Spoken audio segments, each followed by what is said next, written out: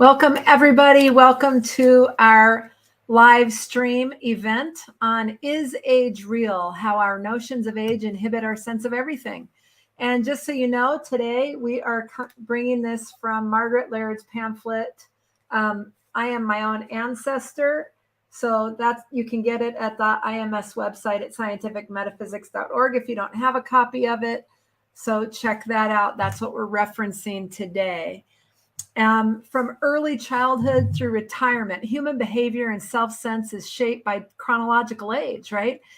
2-year-old behavior is just not tolerated in teenagers. Whining, which may originate in childhood, is unattractive in adults. We may intellectually say, of course, this is the way it is, but living that perception consciously requires a whole new muscle of attention and self-training. Welcome, Betty. How are you today? Fine, thanks. Excellent.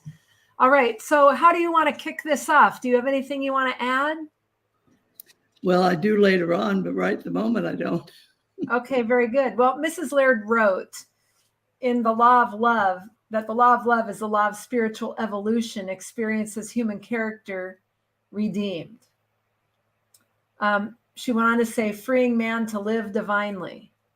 When man in the culture of science lives as spiritual consciousness or soul individualized, he lives individually as mind in action, as impersonal thinking, and this is the healing of sin, sickness, and death. Yeah. So when we talk about is age real, and what is this phenomena called age, what is that? Let's talk about that a little bit, unpack that. Well, that statement that you read from Mrs. Laird kind of sets the stage of scientific metaphysics with regard to who you are, with regard then to what is age. Right. And so what I would say about that is that we live and move and have being mentally, spiritually, divinely, reflecting the God idea. Yep. And we see that in the language of our own understanding. So I see it as if I were Betty. But I have to know, as a student of science, that Betty is my best language for the moment of divine being, which is what's present, or there wouldn't be any Betty showing up. Right. So the secret then for all of living as a student of science is to be consciously aware that the thing you look at in the mirror is not really the source of your understanding, of your action, of your anything. It's just the way you see divine being at the moment. And it changes all the time. Yes. So in the human picture of things, it looks like a progression. It looks like I started out as a baby and went on and on up to an adult and got married and had children and, all of that. Yeah. And now I'm way up there in my 90s and I'm looking at this thing called age. And so we'll talk about that as we go along.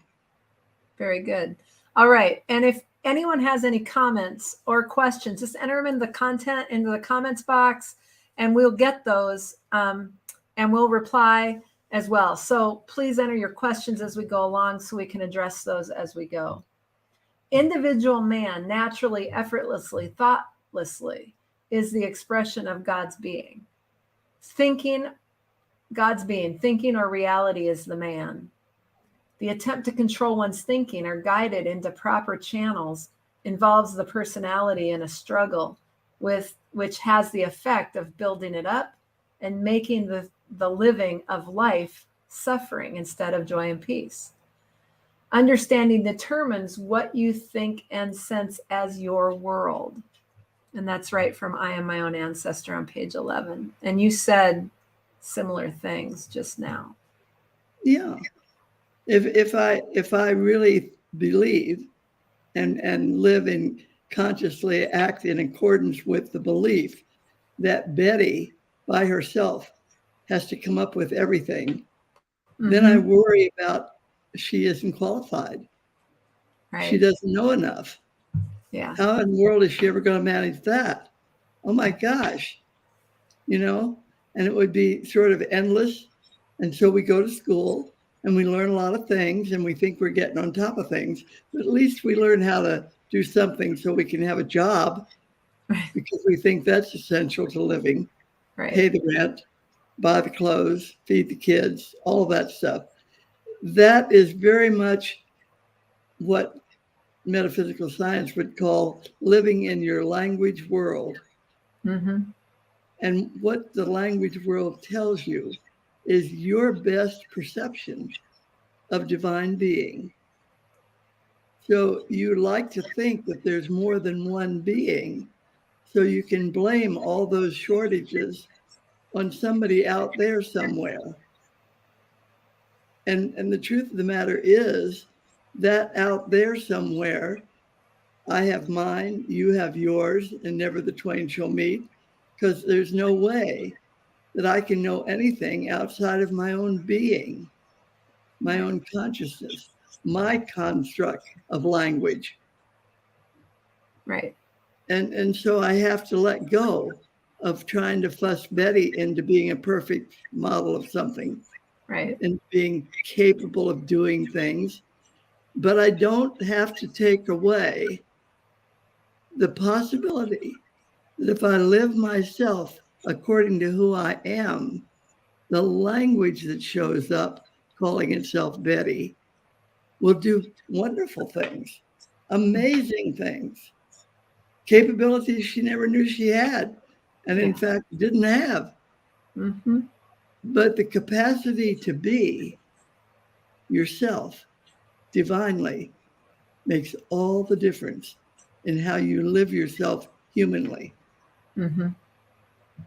Is that clear at all? Yeah. Okay.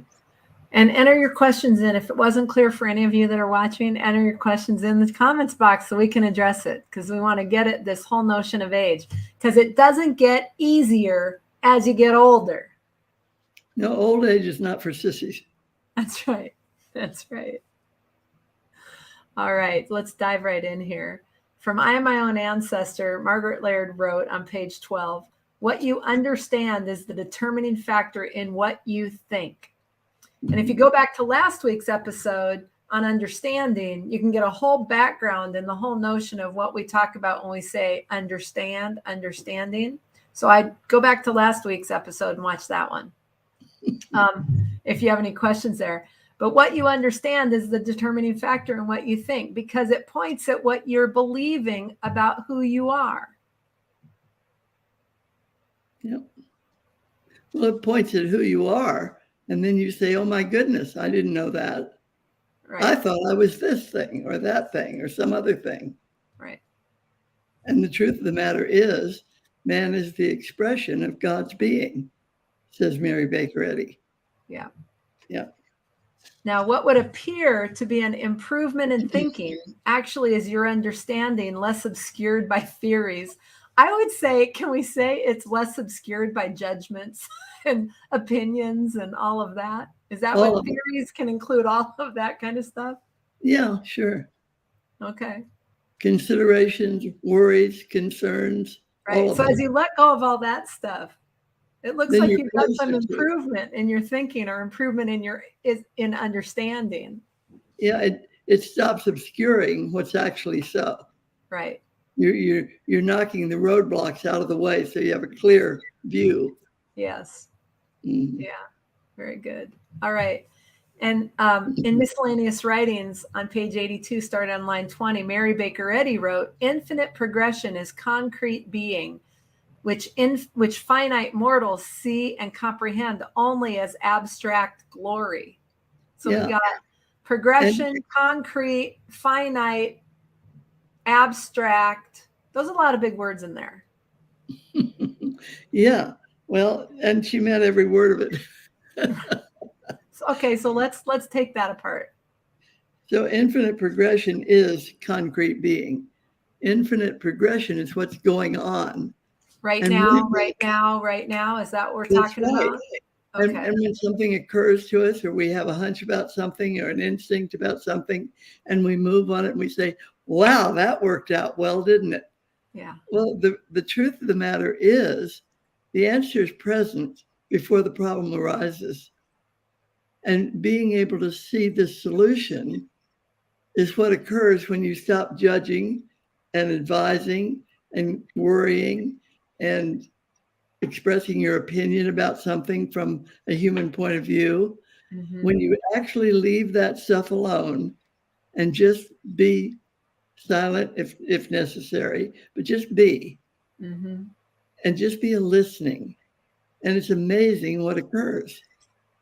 You'll come up with something, or someone standing right there near you could say, why don't you try this? And you say, oh, okay. Mm-hmm. You know, it isn't that we don't do anything or that we don't act, but we have a whole opening for what that might be.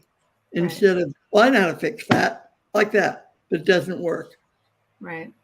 It only worked last week, doesn't work now. Can't count on it. Mm-hmm. You know, we have all that stuff going on. But when you really are willing to let go of your judgment, you think it was his fault. Right. We think it's because of that. If the weather hadn't changed, things would be better. Right. All those things we do. But if we just stop the judgment, stop the opinions, thank you for sharing, let it all go. It's not going to go anywhere, by the way. It'll just stand there. But then you have an opportunity to be the witness for divine being, which you are, Mm-hmm. coming forth and just handling the whole thing. Yeah. And it is what is doing when the solution occurs. You've thinned out all of the roadblocks sufficiently to see the solution, Mm-hmm. if I can put it that way. Sure. But it's always, the solution's always present. It's present before the problem arises. Right. It's the reason for the problem. Okay. That's interesting. The solution is the reason for the problem. Yeah. So you can see it. Yeah. All right. And it's another way of saying your health, your wealth, your joy, your freedom is already present. And you're weeding out the stuff, the roadblocks between you and seeing that as a fact in your life. yeah. Yeah. Clear. In So a as way you of let life. all that go, Yeah. all that go, you get a clearer sense, a clearer Yeah. understanding. Neither age nor accident can interfere with the senses of soul, and there are not other real senses. Science and Health. That's Mary Baker Eddy. Yep. Neither age nor accident can interfere with the senses of soul. So that's just what the ID label looks like. That's just talking all at personal sense or the language level, age, accident, all of that. And that's not causative. So it couldn't interfere with anything. Right. Yep. Clear. Okay. All right. And on page 146 in Mind as the Athlete, you say, to the extent that we are devoted to preserving the things in our life just the way they are, we deny our own divinity. Mm-hmm. So and as I've we lived that a lot. Pardon me? I've lived that a lot. Yeah, let's talk about some of I what always comes know up. exactly what I want to have happen, and I know exactly how it should look, and I know exactly who should do it, and when, and where, and how come it's not that way. Mm-hmm. You know, you've known me for a long time. Right. And there's also the whole thing about what you can't do. Yeah, well. And you're really clear, I can't do that. I've never been able to do that. I can't do it now. I'm more confused than ever. Blah, blah, blah, blah, right? Yeah, a lot of that too. So and the thing that's clear is that we can always give the excuses for why we don't have what we think would be helpful, or why we can't solve the problem, or why we can't. Right. And we forget that it would not be occurring in our experience if there were not value present for us, each individual. Right. Everything that occurs in your life, every single thing has value for your self-discovering of your divine being. Right. And what the study of metaphysics does is give you a hint on what this stuff is that's a roadblock to finding out who you really are. Right. And opinions and judgments and considerations and fixed beliefs about things and habits. Oh my goodness, the habits of living that we think are so important block out everything that would be around that doesn't fit that particular little mold. Right. And I've discovered I have friends that I never had before because I stopped expecting them to provide me with peace and joy and power. I stopped expecting them to like me because I found out that as I love, love comes back. Mm-hmm. And there's no way to pigeonhole it and say, but it didn't come from him or her or, you know. Right. We give up on our fixed positions, our fixed opinions, our habits and traditional way of doing things. Right. And be open to, if love is all that's going on, if all is infinite mind, which is the keynote of science, then it's time for Betty to quiet down, go sit in a chair somewhere and allow herself, capital S, her divine being, her reflective God presence, to take care of the whole thing. Mm-hmm. And then she can smile and say, wasn't that nice? Right. Now tell me this, answer me this. So as you've aged, how much harder is it to combat that automaticity of I can't or I can or I don't want to or it should be or whatever? It's in direct proportion to your acceptance of the belief that you're aging. Okay, so when you're locked into I'm just a two-legged animal in my 90s, it shows up more. Mm-hmm.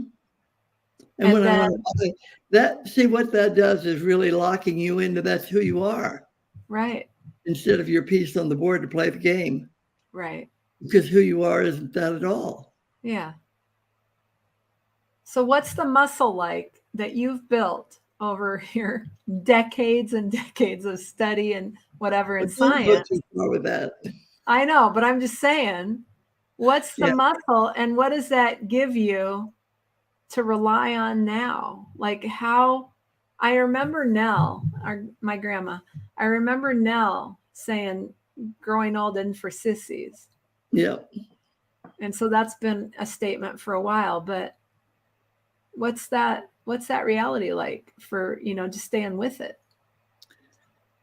Well, the thing is, it isn't like you get to vote.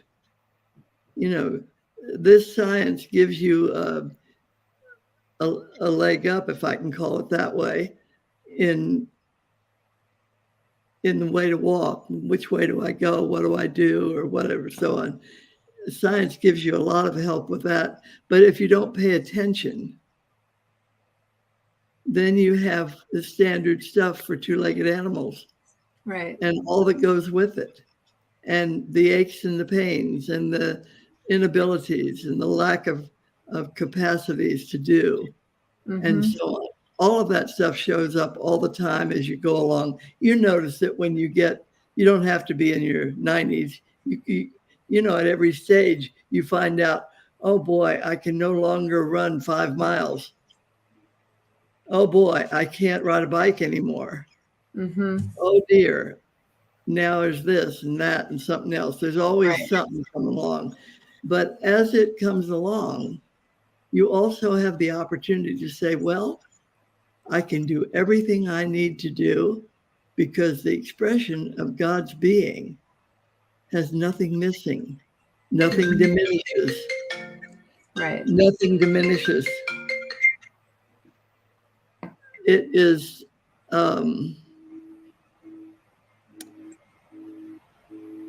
it's a discipline to live consciously.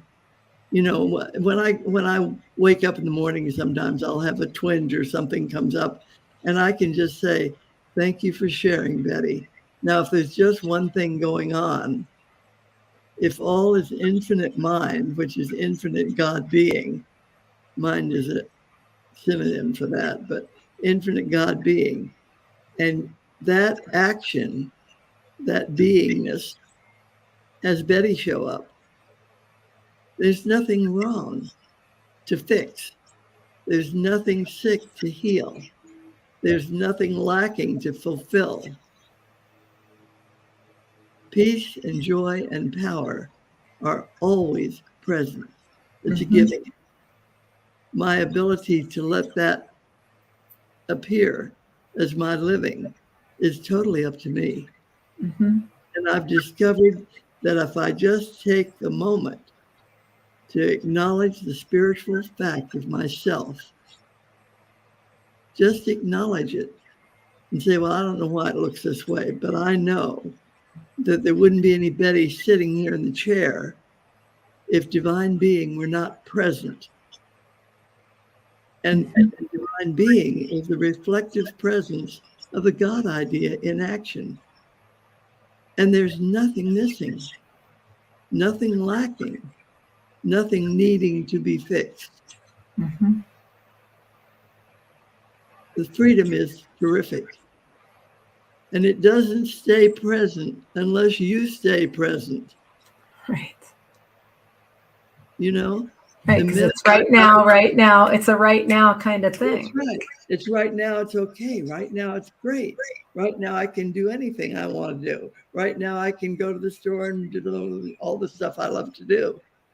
I can go play bridge. I can have friends over for dinner. But none of that is possible if I don't stay consciously aware. What I notice when I pay no attention, you know, if I'm not consciously present, I notice that I feel tired. I notice that I don't want to go. I notice that I haven't got time to do this or that or something else. Right. And then I also notice that I forget something important that I thought was important anyway. All the stuff that attaches itself to the Betty believing she's aging. So I have to learn almost constantly to let go of it. Yeah. And I get reminders all the time. You don't ever get to forget it. The minute you try to be Betty, you got a reminder, that's not who you are. And you get it right away. And then you say, well, wait a minute. So again, you consciously, and I mean really awarely, acknowledge the spiritual fact of what constitutes man. And then you say, whatever that is, fine. And you leave it alone. And you leave all of the human language stuff alone. I don't try to fuss with it or anything else anymore. I just say, no. If necessary, I read a book, I wash the dishes, I fix dinner, I do something. But I don't pay attention to the look of it that had me so concerned. It's amazing. It's very freeing. And you find you go on day after day, week after week, month after month, learning to live yourself divinely. And in divine living, there's nothing missing. You're just fine. And the other thing that occurs is that before something occurs, it stops. You know, you don't fall off the cliff. You discover what the path is. That was really abundantly clear living through this thing called the pandemic. I did not spend 2 seconds even worried about the pandemic. I thought, well, for heaven's sakes, I don't know why it looks that way, but I can stay home. And when you go to the store, you wear a mask. Okay, I can do that. I didn't fight with it, fuss with it, or anything. And there was never even a suggestion of the pandemic in my house. Not at all. And I went everywhere I needed to go. I even flew across the country and back a couple of times. Yeah. You're just, every human need is met when you let go of the belief that you exist as a Betty and are willing to have Betty do whatever the divine being has in store, if I can put it that way. Yeah. So, okay. Yeah. I Very knew good. there were ways to say all this, but No, that's okay. And I Am My Own Ancestor on page 13, Margaret Laird wrote, whether your dimension of perception shows a straight road with a minimum of suffering or a detour with a maximum of suffering, what is happening is self-realization forever unfolding the infinitude of individuality. Yep.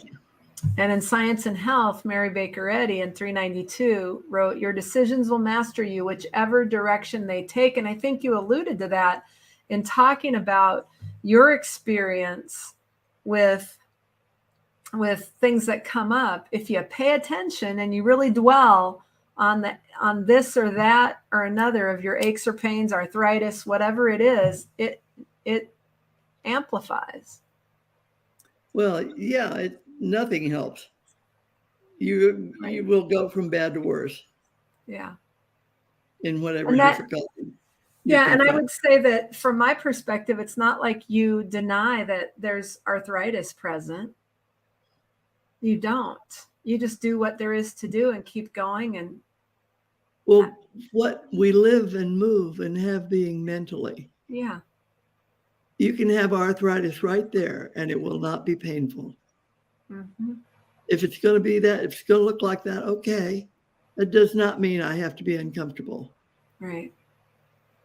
So what you want to do is let go of the belief systems connected with all that stuff. Right. Those things are not necessarily so. Right. Only if you say so. Right. You're living with a life that you consent to, whether you know it or not. Right. Okay, very good. And then in your book on page 147, you wrote, until the human condition and its current method of operation is recognized in all its states and stages, automatic human reactionary behavior sets your limits and dictates your actions. Yep. To the degree that you aren't conscious and you have the reactionary behavior and it's automatic, you're at the effect of pretty much your world. Yeah, you're victim. Yeah. You're living as a victim. And that goes right back to your decisions master you. Yep. Your decisions will master you whichever direction they take. Yep. Okay. Now, on I Am My Own Ancestor on page 13, Margaret Laird wrote, what you experience personally is the highest concept of the God idea you are experiencing as your individuality. And Yep. that's the same thing as saying your understanding. What you see around you is what you're believing to be true. Yep. About who you are. And if you believe you're a two-legged animal and all of that, then that's what you're going to be experiencing, is all the ups and downs of that experience. Yeah, it's all a self-discovering. Okay. See, scientific metaphysics is really the opportunity to discover what's divine. Right. While you're confronted with the human picture of yourself. Right. And the hardest part for me was really being clear that the world I walk through is my view of myself. Mm-hmm. People don't agree. People look like they should do this or that or something else, or shouldn't do this or that or something else, or it would be better if they found out about blah, blah, blah, or you have all kinds of stuff called the world. Yeah. And when I free myself from the concern for all that world of being that I am, what it tells me is there are no limits to the divine being me. Even though I call it Betty, there is a divinity present. Mm-hmm. It's full, it's complete, it's all encompassing, Mm-hmm. it's huge. It's huge. Your being has nothing missing ever, anywhere, Right. and nothing is left out. So when you take on self-discovering, you're taking on universal, all-encompassing one being with Right. nothing missing. Yeah. And it's peace and joy and power. Right. And it does take discipline to stay present to that. But I want you to know it is very worthwhile. It handles everything, every Right. single thing. Right. And Mary Baker Eddy says in Science and Health on page 261, starting on line 30, all science is divine. Then to be science, it must produce physical and moral harmony. Yep. Because is there another, could I say you're harmonious whether you know it or not? Yeah, you're joyous whether you know it or not, Right. too. Right. Whole and free and yeah. Okay. All right. And then in your book, our final quote here, Mind is the Athlete on page 147, you said, whether we know it or not, we always live within the boundaries we have set or accepted. Our beliefs have us, we don't have them. Right. Our beliefs really do set the world of experience for us to the degree that we are limited by that because that's what we believe. And Yeah, I remember Wayne Dyer saying, you'll see it when you believe it. And we do believe it because that's what we see. Right. But it's not this, I'll see it, I'll believe it when I see it. It's no, you'll see it when you believe it. Yeah, when you believe it, what else is there to see? Right, exactly. I'm blind to anything else. Exactly. Yeah. So Absolutely. very good. So how would you like, the thing I want to say though is this sounds like you have to do a lot of thinking about. I want you to know that thinking about is not the same thing as being a listening for the divine. Thinking about is human plotting and planning and considering and evaluating and judging. That's not what we're talking about here. Right. That's not what we're talking about at all. That, in fact, thinking about and the determination to sit down and think about that. You know, that statement we say, well, I'll think about that. Mm-hmm. Well, heaven help us, because that is a detour from the fact of divine living. Right. So thinking about is not what we're talking about at all. Clear. Okay, so what else, is there anything else you would like to say about? Does anybody have a question? I have no questions. I have no questions, so we've been clear as mud, as usual. But I do want to say that if you haven't subscribed to our YouTube channel yet, or you haven't give us a like or a heart, a thumbs up, and that helps us get the word out and have other people be able to see the videos. So please do that if you feel like this made a difference for you. So with that, I am here to say that we will be back next week, 7 p.m. Central, 5 p.m. Pacific. And we look forward to seeing you all here. Oh, wait, I think we got a comment in. And we do, from Sarah Busey, if thine eye be single, thy whole body shall be full of light. Perfect. Thank you, Sarah. Very nice. And that is a great way to end. So pay attention, build on your understanding, and let all your other druthers go when you're paying attention to the Kim or the Betty or, your piece on the board. All right. We'll see you next week.